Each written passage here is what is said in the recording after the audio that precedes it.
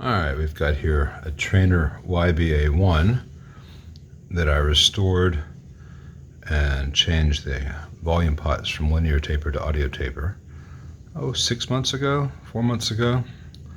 And the owner really likes it, but he complains that it is just too loud to use most places. And you know what? That's true. It is a loud amp. It is a 50-watt amp.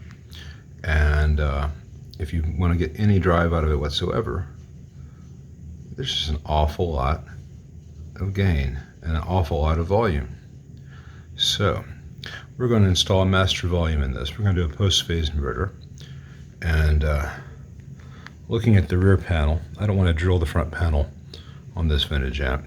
Looking at the rear panel, we've got an accessory plug.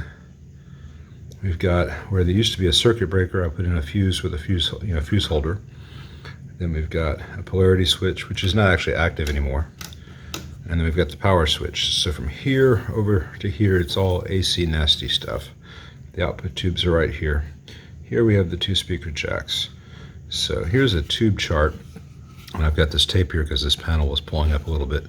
I think right here where it says V5, we're gonna put a master volume pot there. And the owner wants it. And it makes a lot of sense because stages are much smaller than they used to be. Few people are playing where you can really crank a Traynor 50 watt at full volume. So I'm gonna put the master right here. And this master is out of the circuit when it's on 10. And it's very musical and will work really well. But to get started,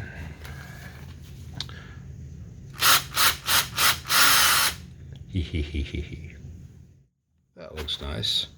I don't have one that'll exactly match the Traynor knobs, but a chicken head is a good thing for in this case because you can reach around back of the amp and feel it and know where you're at. So full on, a little bit down, a little bit more down, etc., etc. How to wire it all up. All right, all done. That's these new wires here. You can see that's taking advantage of common mode cancellation in the output section. Those twisted wires are enough for good noise rejection from anything they're passing by, but just as an additional layer, the bias wires also wrapped around them, so that negative voltage is just as good as ground for shielding. So here's the amp with the master volume on 10. As you can hear, even with the audio taper pots, it goes from nothing, pretty loud.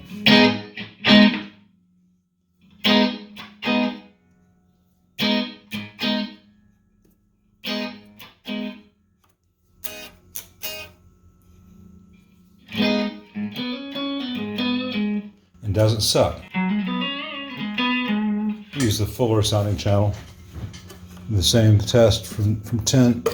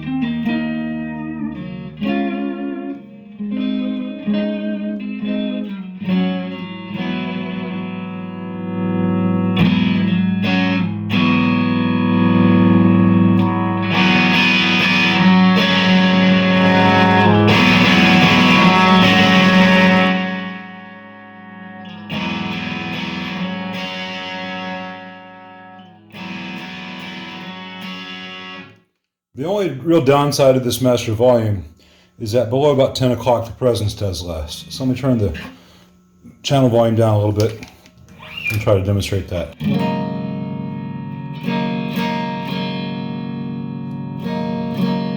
So here at 10 o'clock the presence is still working. 1 o'clock.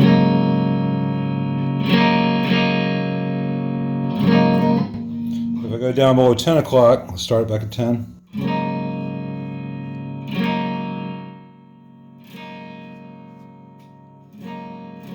It's still there a little bit at 9:30. It just becomes a little less effective at the lower ranges. Plus our ears hear things differently at low volumes, but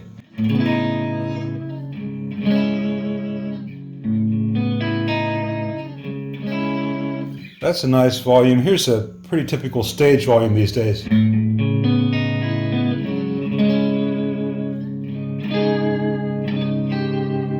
Versus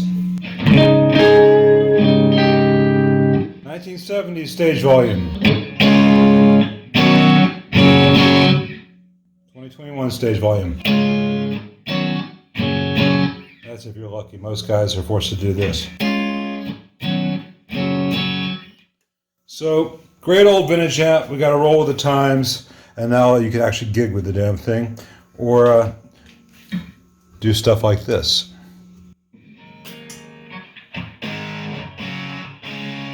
Without getting evicted from your apartment.